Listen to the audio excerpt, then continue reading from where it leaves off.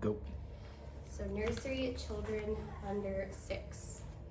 This is such a sacred time in childhood, and I think it is so sacred because we as educators and parents have the opportunity to truly order our children's affections to love, goodness, truth, and beauty. I like to think of it in the realm of food, that if we always gave our children candy and sweets and baked goods and then put a nourishing plate of fruit and vegetables in front of them, it would be a big expectation to expect that they would consume that and enjoy it. And so I think it's the same with education. When we put pre-digested stuff in front of our children, it's hard to expect that they would really enjoy the good stuff. And so we want to give them the good stuff. And I think that children under 6, it is so important in those years, especially important, that we order their affections and we give them the good stuff. So let's read a little bit about what is the good stuff. One more thing is of vital importance. Children must have books, living books. The best are not too good for them. Anything less than the best is not good enough.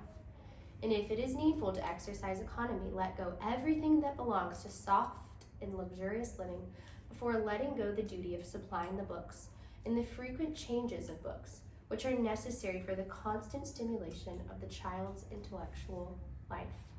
Charlotte Mason.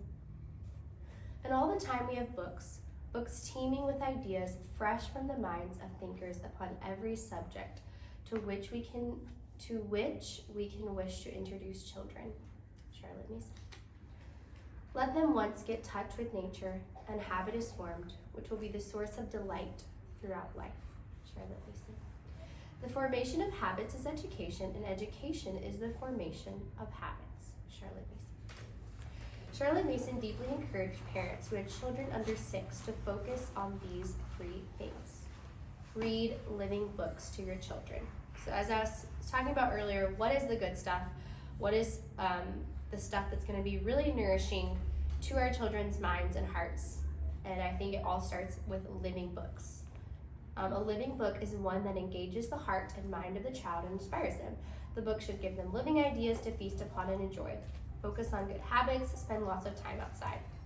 So in our nursery time, we try to implement these 3 things. The first half of our time is giving the children rich literature, poetry, and nursery rhymes for them to feast on. Through sitting and reading books, we focus primarily on the habit of attention, which is vital in education.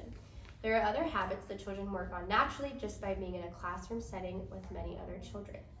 We spend the next half of our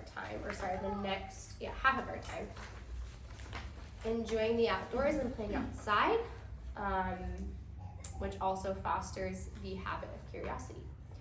So based upon the skills of parents present in the nursery classroom, other subjects may be added for the enjoyment of the children. Music or arts and crafts is encouraged if a parent teacher is able to lead the class in this, which is what we currently are doing. So here's a basic outline on how to lead a nursery class that is nourishing to our children's minds and hearts. Begin by inviting the children to a read aloud, such as Peter Rabbit, Frog and Toad, or any other living book. We then ask the children to tell back anything they remember, or even tell about a favorite part in the story as an introduction to narration, which we believe is a powerful tool in education. Number 2, during snack time, we invite the children to a time of poetry and nursery rhymes. Number 3, we clean up our space and we head outside to enjoy the outdoors. Number 4, we play a short nursery game outside with the children, such as Simon Says, Hot Potato, Red Light, Yellow Light, Green Light, or truly whatever the children are able to understand and engage in. Number 5, which is very important, let them be to enjoy the outdoors. A short song played on an instrument or a cappella at the beginning of class and/or arts and crafts after the read aloud is encouraged if any parent teacher is able.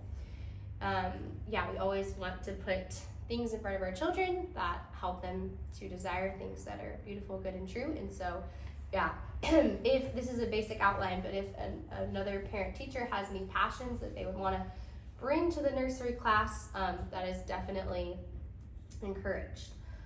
It is encouraged that the craft is simple and mostly student-led and not heavy parent-led, which Amanda, who's been leading our craft, actually just brought in these really simple basic crafts, and it kind of just hit a light bulb for me, like, whoa, like these are so simple that they can just do them themselves. And not only are they gaining confidence in these skills, but the kids are like so happy about their own work. And I'm like, this is so great. They're doing it themselves.